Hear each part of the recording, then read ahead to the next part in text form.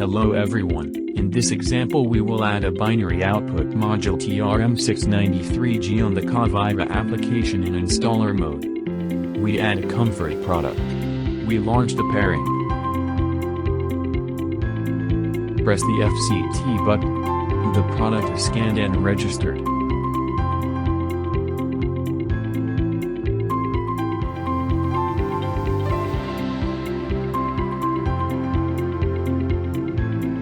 You can change the pictogram, chose for example a lamp. You save. You can rename. And save. The lamp appears in the menu. You can test your new on-off control.